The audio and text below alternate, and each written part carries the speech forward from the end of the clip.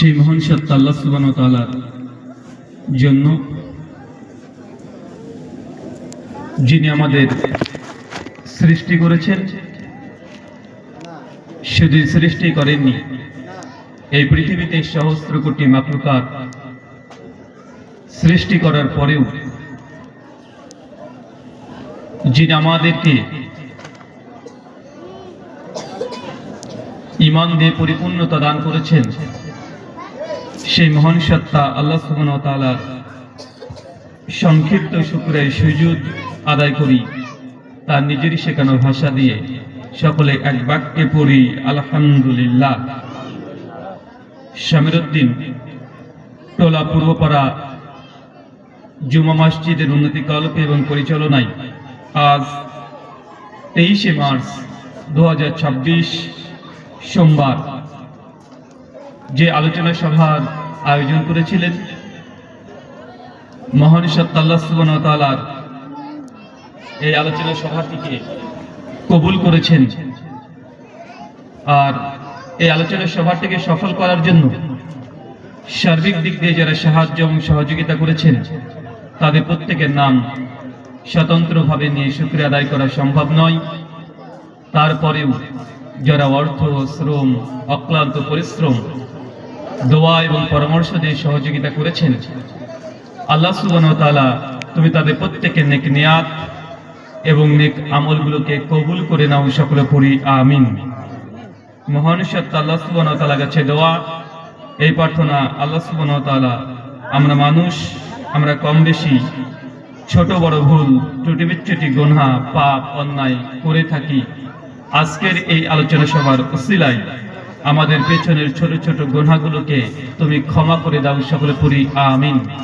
সম্মানিত সুধী, বাদ মাগরিব থেকেই বিভিন্ন আলোচক তারা পবিত্র কোরআনুল কারীম এবং হাদিসে মুবারাকা থেকে অনেক গুরুত্বপূর্ণ আলোচনা আপনাদের সামনে পেশ করেছেন। আজকের এই আলোচনা সভার মধ্যম লগ্নে উপস্থিত হয়েছি একটি নির্দিষ্ট বিষয়ের উপরে কথা বলার জন্য। আজকে যে বিষয়ে গুরুত্বপূর্ণ আলোচনা হবে, আলোচ্য বিষয় মুসলিম উম্মার অনৈক্যর কারণ। কি বললাম, কথা বলেন? আমার কথা শোনা যাচ্ছে? কে কে শুনতে পাচ্ছেন না একটু হাত তোলেন তো। সবাই শুনতে পাচ্ছেন? আচ্ছা, আলোচ্য বিষয় কি বলেছি বলেন তো একবার।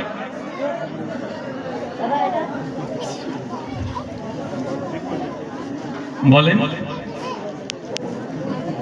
শোনেন, আমার আলোচনাতে সুর পাবেন না, গজল পাবেন না।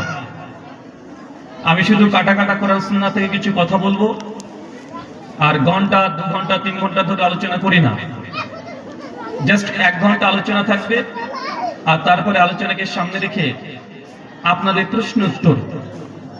কারণ আমি একজন আলোচক, আমি একজন মানুষ, আর আল্লাহ নবী আলাইহিস সালাম বলছেন, সুনান তিরমিজি হাদিস না 2499, শেখ আলবানী, শেখ শোয়েব আরনাউত সনদ হাসান বলছেন, আল্লাহ নবী বলছেন যে কুল্লু বনি আদম খাত্তাউন, প্রত্যেক আদম সন্তান যিনি মানুষ, তার দ্বারা ভুল ত্রুটি বিচ্যুতি খতা এটা হবেই। সেক্ষেত্রে আমি একজন মানুষ, আমার দ্বারা ভুল হতে পারে, পারে কি পারে না? 1 ঘন্টা আমি আলোচনা করব, আমার পরে স্লিপ অফ টাং হয়ে যেতে পারে, অথবা আমি বলতে চাচ্ছি একটা আর একটা হয়ে যেতে পারে, বা আমি একটা বুঝিয়েছি আপনি আর একটা বুঝতে পারেন, বা আমার আলোচনার মধ্যে থেকে আপনার কোনো সংশয়, কোনো প্রশ্ন তৈরি হতে পারে, পারে কি পারে না? এই বসো। এই জন্য আলোচনার পরেই একটা ছোট্ট প্রশ্ন উত্তর পর্ব থাকবে। যদি মনে হয় যে আমি কোনো কথা ভুল বলেছি, বা আমার কথা থেকে যদি কোনো খটকা তৈরি হয় বা প্রশ্ন জাগে, এটা আপনাদের এই অধিকার, এই অথরিটি আপনাদের আছে যে বক্তার কাছ থেকে সঙ্গে সঙ্গে জেনে নেওয়া যে আপনার এই কথাটা আমি বুঝতে পারলাম না, অথবা এই জিনিসটা আমরা বুঝেছি কিন্তু এই জিনিসটা আপনি বললেন, বা আমাদের সমাজে এটা আছে আপনি এটা বললেন, কেন বললেন? ভাই, এই অধিকার আপনাদের আছে না নাই? শুধুমাত্র আল্লাহ সুবহানাহু ওয়া তাআলা কোরআনুল কারীম অবতীর্ণ করেছে আমাদের মতো হুজুর আলেমদের জন্য, এমনটা নয়। কোরআন মাজিদ হুদাল লিন-নাস, সমগ্র মানুষ জাতির জন্য।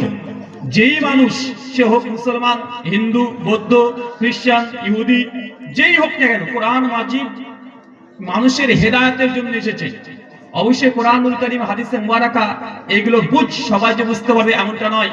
প্রত্যেকটা গ্রন্থে যদি টিচার, শিক্ষক দরকার, অবশ্যই সেই শিক্ষক আপনাদেরকে সেই জিনিসগুলোকে শেখাবে, কিন্তু স্টুডেন্ট হিসাবে, ছাত্র হিসাবে আপনাদেরও আমাদের সঙ্গে কানেকশন রাখার দরকার আছে। নচেত আমি ঘন্টাব্যাপী আলোচনা করেই চলে গেলাম, কিন্তু আপনি কিছুই বুঝলেন না। ভাই বলেন তো, আলোচনা কোনো লাভ হবে? কোনো লাভ হবে না। তাই আমার আলোচনার দুটো অংশ, এক ঘন্টাব্যাপী আলোচনা করব, আর আলোচনার মধ্যে কোরআনুল কারীম হাদিসে মুবারাকা থেকে কিছু সামাজিক প্রেক্ষাপটকে তুলে ধরবো, আর তারপরে প্রশ্ন উত্তর। বলেন তো আলোচ্য বিষয় কি বলেছি, বলেন। এখন আমাদের বাঙালি শ্রোতাদের এটাই প্রবলেম, বক্তা কি নিয়ে আলোচনা করেছে এই বিষয়টা আপনারা ধরতে পারেন না। অর্থাৎ এই জিনিসটা যে মুখস্থ করবেন যে বক্তার কাছ থেকে এই বিষয়ে আলোচনা শুনলাম, ঘন্টা 2 ঘন্টা 3 ঘন্টা আলোচনা হচ্ছে, যদি বলা হয় ভাই আলোচনা কেমন হয়েছে, বলে দারুণ দিয়েছে, তো কি বলেছে, কি যে বলেছে, মানে চুলকাচ্ছে, মানে এটা জানে না যে বক্তা কি বিষয়ে আলোচনা করলো। আলোচ্য বিষয় মুসলিম উম্মার অনৈক্যর কারণ। বলেন তো কি বললাম, অনৈক্য মানে মতভেদ। মুসলিম উম্মাহ এত দলে দলে কেন ভাগ হয়ে যায়? মুসলিম উম্মার মধ্যে এত দল কেন, এত বিবাদ কেন, এত সমস্যা কেন? তারা শত শত দলে কেন বিভক্ত হয়ে গেছে? অথচ গোটা বিশ্ব জগতে মুসলমান 180 কোটি আমরা মুসলমান আছি, দুটো তিনটে মানুষ মুসলমান এমনটা নয়। টাইমস অফ ইন্ডিয়া 2015 সালের পত্রিকা ইংরেজি ভাষার 13 অক্টোবর খ্রিস্টানবার 19-এ তারা বলছে যে গোটা বিশ্ব জগতে মানুষের সংখ্যা প্রায় 800 কোটি। কত কোটি? আরো জোরে, কত কোটি? 800 কোটি মানুষ আছে। আর এই 800 কোটি মানুষের মধ্যে প্রায় ধর্মের সংখ্যা 4,500। কতগুলো ধর্ম আছে? আচ্ছা, আপনি আমি কয়টা ধর্মের নাম বলতে পারবো? সর্বোচ্চ 8টা 10টা ধর্মের নাম বলতে পারবো। হিন্দু, মুসলমান, বৌদ্ধ, জৈন, ইহুদি, খ্রিস্টান, এই 10টা ধর্মের নামও বলতে পারবো না। কিন্তু পৃথিবীতে এই 800 কোটি মানুষ প্রায় 4,500 ধর্মে বিশ্বাসী, এবং প্রত্যেক ধর্মের অনুসারী মনে করে তাদের ধর্মটাই ঠিক, বাকি সব ধর্ম ভুল মনে করে, কি করে না? এটা যদি আপনি একদম ট্রাই করতে চান বা জানতে চান ভালোভাবে, আপনি যে কোনো একজন হিন্দু পণ্ডিতের কাছে যান।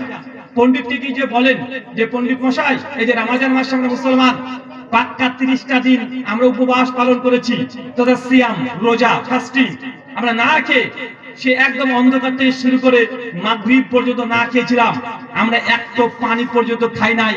এই যে আমরা এতদিন ধরে সিয়াম রোজা পালন করেছি, আমরা প্রত্যেকদিন 5 ওয়াক্ত নামাজ আদায় করি। সে ভোরবেলাতে যত ঠান্ডা হোক না কেন, তারপরে অজু করে ঠান্ডা পানি দিয়ে অজু করে আমরা সালাতে দাঁড়াচ্ছি। প্রতিদিন কমপক্ষে 5 বার আমরা নামাজ পড়ি, 3 থেকে 4 ঘন্টা। তো আমরা যে এত কর্মগুলো করছি, আমরা কিছুদিন আগে ফিতরা আদায় করেছি কি করি নাই? কথা বলেন। মুসলমানের যদি 7.5 ভরি স্বর্ণ যদি এক্সট্রা হয়ে যায়, 85 গ্রাম স্বর্ণ যদি আপনার বাড়িতে মায়েরা বোনেরা যে সোনাগুলো প্রতিদিন পরে, এটা বাদ দিয়ে, মানে নাকের অথবা কানে যেটা পড়ছে র্যান্ডম প্রতিদিন পড়ছে, এটা বাদ দিয়ে যদি 85 গ্রাম স্বর্ণ বাড়িতে সেফ থাকে, জমা থাকে, তাহলে আল্লাহর নবী এবং কোরআন মাজিদ দ্বারা প্রমাণিত যে আপনাকে যাকাত আদায় করতে হবে।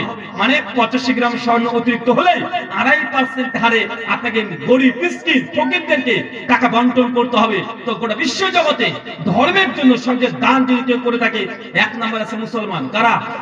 আর মুসলমানরা। কারণ এটা আমাদের র্যান্ডম ভাবে বাধ্যতামূলক, এটা আমাদেরকে দান করতেই হবে। যাকাত আছে, ফিতরা আছে, ওশর আছে, সাধারণ দান আছে। আমরা মুসলমান এত কর্মগুলো করছি, আমরা আল্লাহকে পাওয়ার জন্য, জান্নাত যাওয়ার জন্য এত কিছু করছি। একজন হিন্দু পণ্ডিতকে জিজ্ঞাসা করেন যে পণ্ডিত মশাই বলেন তো, আমরা এত কিছু করলাম, এখন আপনার ধর্ম অনুযায়ী